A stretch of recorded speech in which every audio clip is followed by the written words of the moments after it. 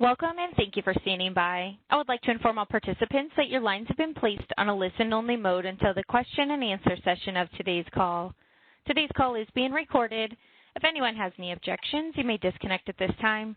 I would now like to turn the call over to Tanya McInnes. Thank you. You may begin. Great. Thank you, Amanda.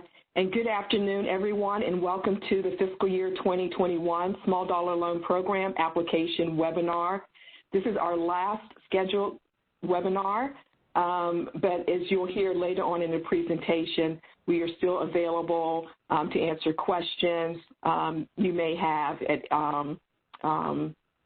following today's webinar. Again, my name is Tanya McInnes. I am the Program Manager for Depository Institutions Initiative, which is a business unit within the CDFI Fund that manages the Small Dollar Loan Program. As a reminder, participants will be muted until the phone lines are open for questions at the end of the presentation.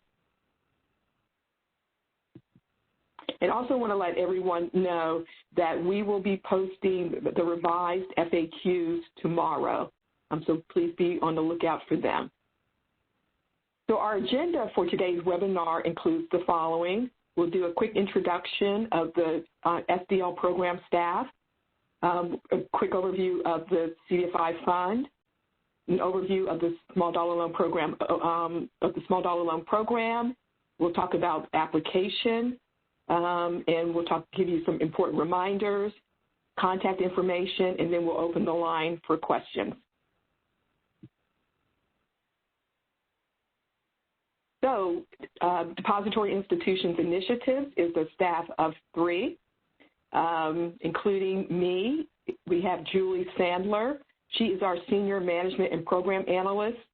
Julie joined us, I think it was about a month ago now, so we're really glad to have her on the team, and you'll hear from Julie later on in the presentation. Also on the team is Joan Reed-Patrick, our Policy and Program Officer, and Bridget Ware is on a part-time detail working with us on the program.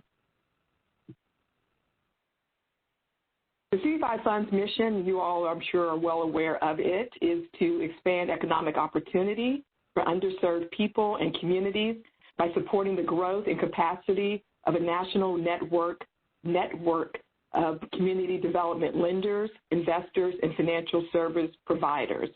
As you all know, we have a number of programs, and the one that we're talking about today is our newest program, the Small Dollar Loan Program.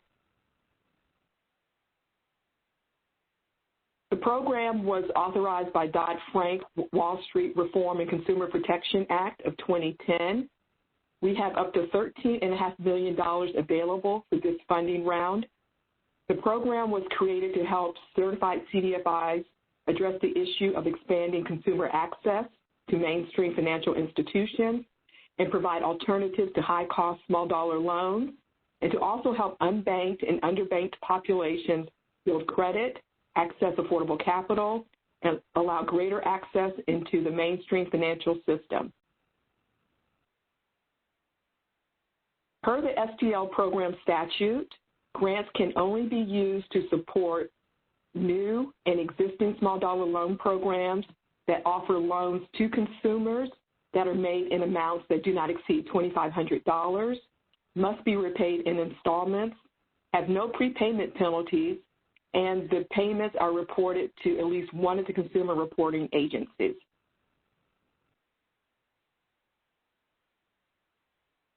Per the SDL program statute, there are 2 eligible uses of award. The awards may be used for loan loss reserves, to defray the cost of starting a new small dollar loan program or expanding an existing small dollar loan program, or awards may be used for technical assistance, for technology, staff support, and other costs associated with establishing a new small dollar loan program or expanding an existing small dollar loan program. Please note that the awards cannot be used to provide direct loans to consumers. The program has the following minimum and maximum award sizes.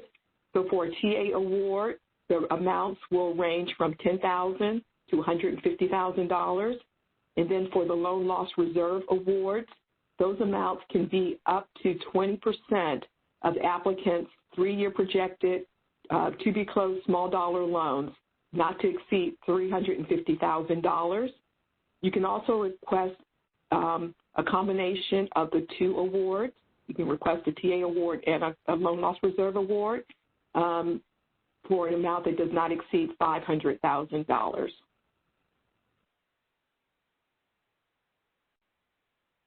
The statute allows for 3 types of eligible applicants. You can apply individually as a certified CDFI or apply as a partnership between a certified CDFI and a federally insured depository institution that has a primary mission to serve targeted investment areas. Or you can apply as a partnership that would be between 2 or more certified CDFIs.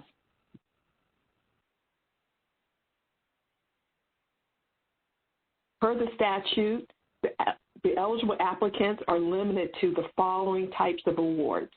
So for the loan loss reserve awards, the eligible applicants include certified CDFIs applying individually or a partnership between a certified CDFI and a FIDI. And if you're applying for a technical assistance award, eligible applicants include certified CDFIs applying individually or a partnership between 2 or more certified CDFIs. And if you, and those that are interested in the loan loss reserve award and a TA award, eligible applicants are only the certified CDFIs applying individually. Again, this is per the statute.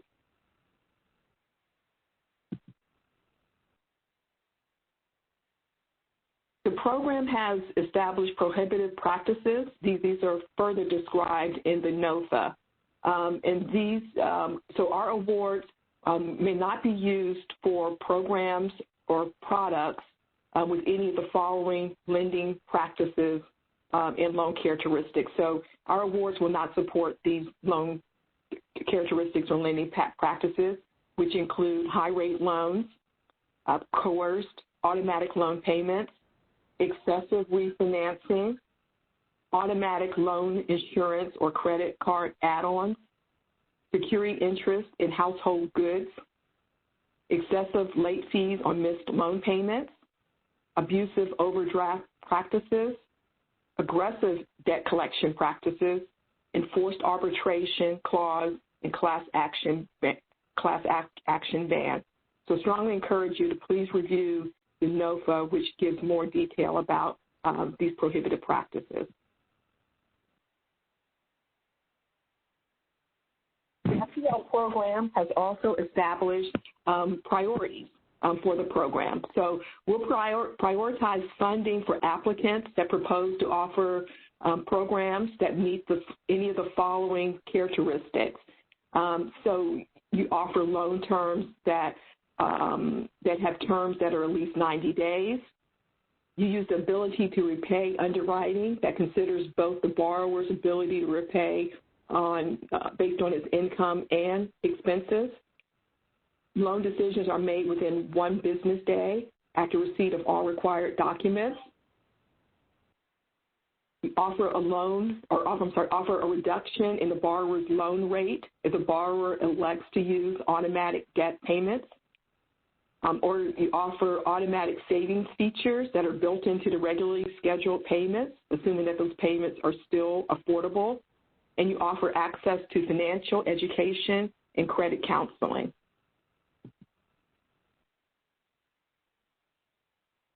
The CD5 Fund will evaluate applications based on the following. We will use the application assessment tool, also referred to as the AAT, analysis, and those of you who have applied for funding through the CDFI program or the NACA program, you're familiar with this analysis and this process. So for our program, we're adopting the same analysis. We'll also conduct a review of your proposed business strategy and your proposed community impact. We'll which will involve an analysis of the community need and financing gaps related to small dollar loans and lending. We'll also assess your proposed use of the award and whether your program will have any of the priorities that I mentioned a couple of slides ago. We'll also assess your track record as well as your growth and projections. So applicants, based on this review and this analysis, applicants will receive a low risk, a medium risk, or a high risk score. And applicants that receive a rating of high risk will not receive further consideration for an award. And then award sizing will be based on the following, based on demand in the following factors. Our due diligence review, which will look at your management team and key staff that will be managing the small dollar loans. We'll look at your history of performance in managing federal awards and if there are any audit or regulator findings. Again, we'll look at your requested amount. We'll review your projections. Again, as I stated, we'll look at whether the priorities will be adopted for your program. And applicants that have headquarters that are located in persistent poverty counties. So the small dollar loan program is subject to the statutory 10% PPC requirement as our other programs are. However, we are not asking applicants to make a commitment to providing loans in PPCs. But award sizes will be adjusted if needed to award funds to applicants located in PPCs. And then we'll also look at the applicant's risk rating level as we are determining the sizing. And after award decisions are made and you are selected for an award, you'll enter into an assistance agreement to receive your payment. And each award will have a 3-year period of performance. The assistance agreement identifies the terms and conditions of your award, including the amount of the award, the approved uses of the award, the performance goals and measures, such as the expected dollar volume of the loans you're going to make, and then your reporting requirements. I will now turn the presentation over to Julie, who's going to walk you through the process of applying for an award and walk you through the application, give you an overview of the application. Julie? Thanks, Tanya. So the Small Dollar Loan Program application is a 2-phase process. First, there is the completion of the SF-424 that was due last week, and that form was submitted through grants.gov. The second is the SDL program application submitted through AMIS. I'll now walk you through that application and what to expect. On our website is where you can find application guidance to review the questions, as well as technical guidance for navigating AMIS and more. The main application will be located within AMIS where you will complete it. The main parts of the application are the organizational questions, some of which are pre-populated, so you should be sure to review to ensure everything is correct, followed by the executive summary, and then part 1, the business strategy and community impact section, which contains the bulk of the narrative and table inputs. The business strategy and community impact section covers the community analysis where you will discuss what are the small dollar financing gaps you are seeing in the community. You will also address your use and plan for the award, whether it be LLR, TA, or combined. As Tanya noted, we also want to understand what loan characteristics and lending practices will your small dollar loan program offer or currently offers. And then we want to understand the plan to launch and expand a small dollar loan program along with the track records and projections. The second part of the application covers the following on this slide. We'll review the key personnel supporting the SDL program, as well as your history of receiving CD5 Fund awards, review your financial health and compliance questions. And as Tanya mentioned, some of this, if you're familiar with the FA, this is kind of where we will review some of those gradings, especially for unregulated entities. Please refer to the NOFA for an understanding of how we will review this information and the application guidance to complete these sections. So a few quick reminders that are listed here on this slide. Please only use official application templates. We will not accept any others, and only one application submission is allowed within AMIS. Next slide, we just have a couple of important dates, including the last days for reaching out for help desk questions. I appreciate everyone who's been reaching out. I encourage you to keep doing it. So we will continue to monitor those help desk and IT. And then obviously the deadline of June 29th of submitting your AMIS application. So we've shared a lot of information with you in a short period of time.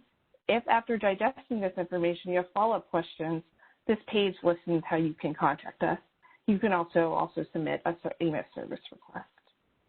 Please note there is a version of this presentation that is posted on our website for you to reference further as needed. And with that, this concludes our webinar. I will now turn it over to Tanya to open up the line for questions and answer some questions from you all.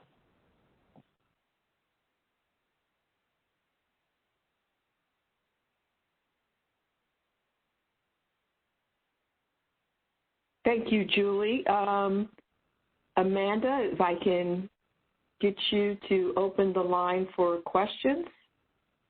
Thank you. If you would like to ask a question, please press *1. Please unmute your phone and record your name slowly and clearly when prompted. Your name is required to introduce your question. Again, that's *1 if you'd like to ask a question. One moment.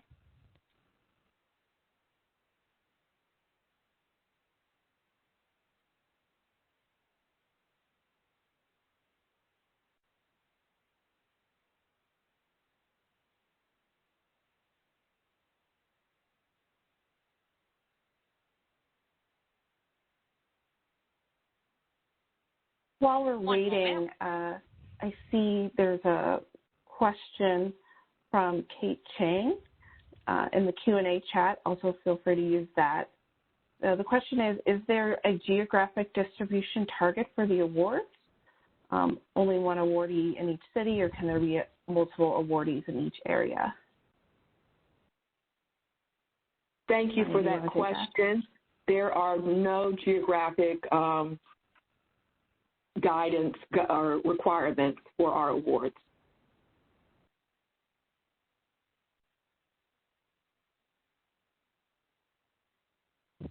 And we did have some questions come through on the phone line whenever you're ready. We are ready. Okay, Holly Logue, your line is open. Hi, Tanya. Just a follow-up on the last webinar with regard to hiring of a general consumer lender.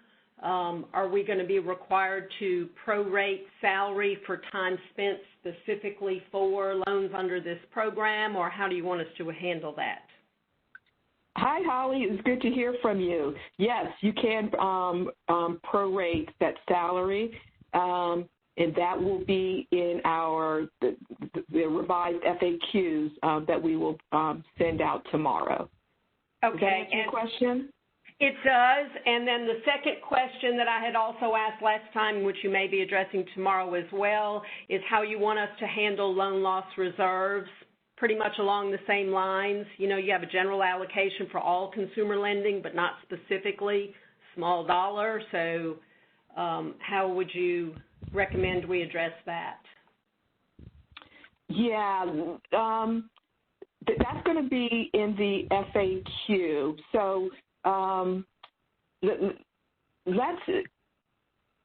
after you read the FAQ tomorrow and you feel that you still require further clarification or have additional questions, let us know. We're actually refining that language now. So I'm reluctant to give you an answer at this time, but we will be addressing that in a revised FAQ. Very good. Thanks, Tanya. Thanks, Holly. Thank you. And as a reminder, if you would like to ask a question, please press star 1. Our next question comes from, Emily Sitplace. Your line is open. Hi, thanks again for the webinar and looking forward to the forthcoming information in the FAQ. I had a question about some of the use of awards. I know the NOFA notes that the assistance agreement sets forth the required terms and conditions and the approved use of the awards. I just wanted to, within technical assistance, will applicants be held to what they describe in the application itself in their assistance agreement, or will they have kind of that leeway to decide what uses of the technical assistance funds are most pressing as they launch their program? Yeah, so you'll have flexibility if you are using, if you get a TA award, and you determine that your uses will be different than what you stated in your application, as long as they're still eligible, that as stated in the NOFA, then you should be fine. Wonderful. Thanks so much. Thanks. Thank you. And at this time, we have no further questions on the audio line, but as a reminder, please press star 1 if you would like to ask a question. One moment.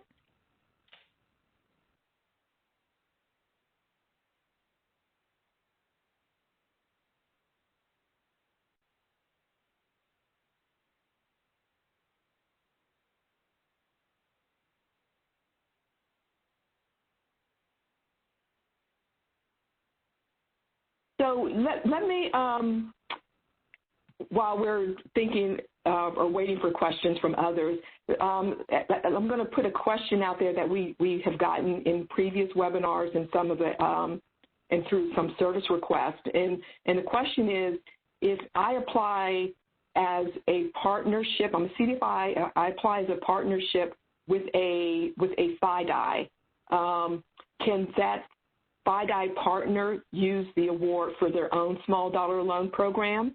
And the answer to that question is no.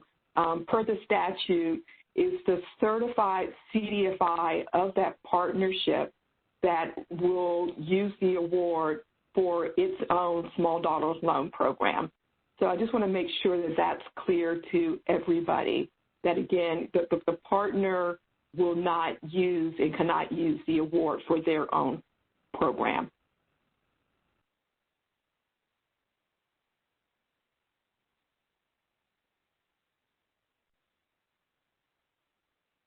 Thank you. And we did have more questions come through on the phone line. Our next question comes from Sarah Sanders. Your line is open.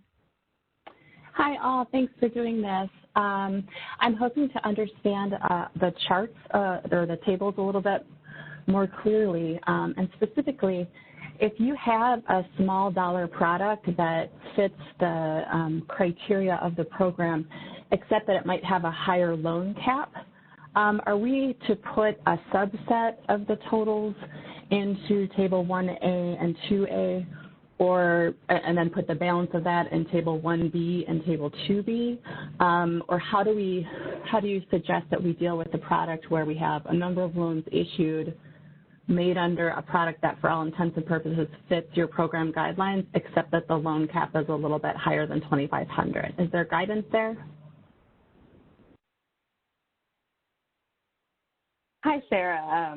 This is Julie. This is actually something that we're refining the language on, and we will kind of clarify, because you're not the only one who's asked this question about how to accurately complete the charts. But I would say, like, in general, what we want to see with the track record table is we want to understand your track record and then how it plays into the projections.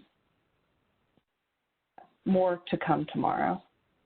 Okay, so in the FAQ. Okay, well, we'll take a look at that tomorrow then. A related question might be if, do you need to name all of your small dollar products, or if there's a couple of them that are more appropriate for your intended use, can you leave some things off? Is that a no-no? Yeah. So, and what we want to highlight is what is similar and relevant to what the small dollar loan program award will support. So, yes, there's flexibility there. Okay, very good. So we might name something in narrative but not included in a table because it's not necessarily our intended use of funds.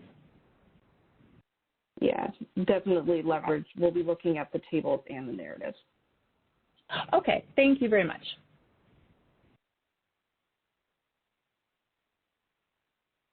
Thank you. Our next question comes from Emily. Your line is open. Thanks again for taking questions. So I'm working with a bank, CDFI, and they also are interested in applying in the future BEA rounds. And we were just wondering if there's kind of any interaction with the program, or if there are any prohibitions for receiving an award in each program in the same year, similar to FA and BEA, or anything they should be aware of as a BEA applicant as well. Yeah, so for the small dollar loan program, there's no prohibition for applying to other programs. But I'm going to caveat that to make sure that the other programs don't have their own, prohibitions. I think that's in the FAQ. If not, it's going to be in the revised FAQ where we address that in a little bit more detail. Great, thank you. Thank you. And at this time, we have no further questions on the audio line, but as a reminder, please press *1 if you would like to ask a question. One moment.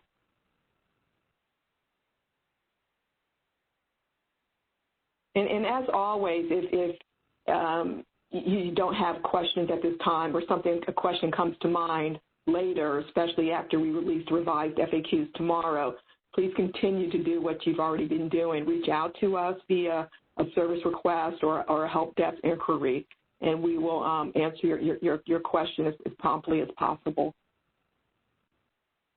I just want to add thanks to everyone.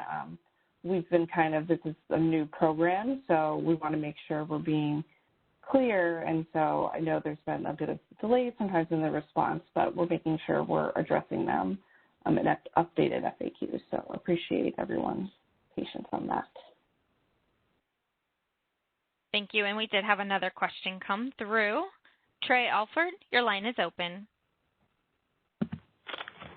Yeah, I've got a quick question that really applies more to the PG&Ms on the other side of the award. More specifically, under the assumption that we're going to apply for both LLR and TA with that maximum $500,000 amount, I'm just wondering how our 3-year projected performance numbers are going to be calculated. I know you used the 20% amount there. Is it going to be 20% of, how are you going to calculate that? Are you going to use just the LLR portion, or will it be the total request, in our case, $500,000? No, that's a good question. So the LLR portion of the combination will be based on your 3-year projections. So you could in the max award for the LLR portion is $350,000, and then for the TA portion, you can request up to the max, which is $150,000. That's how we get to the $500,000. So your TA you'll use for the eligible TA uses, and then the loan loss reserve will be based on your projected lending activity. Does that answer your question? I think so. I'm just trying to figure out. So when we submit our projections, those projections, I know there's a 20% maximum of our projection. So if I'm working backwards and using that $350,000 number that's out there under the LLR, if my math is working, that means that my maximum projections are going to be somewhere in the neighborhood of $1.75 million. So that's really going to be the 3-year number that you're going to be holding me accountable for. Is that correct? Yeah, if that's right. If that's what you are projecting, if those are the numbers that you're projecting in your application, and you want the maximum amount, then, we're going to look to see if, if that's a reasonable projection to make.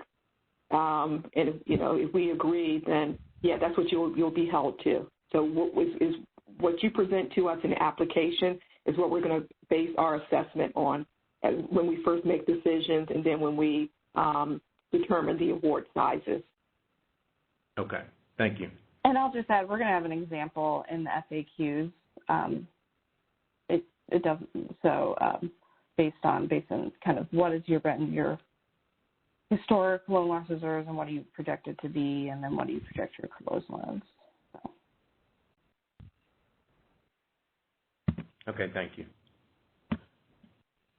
Thank you. Thank you. Thank you. And at this time, we have no further questions on the audio line, but as a reminder, please press *1 if you would like to ask a question. One moment.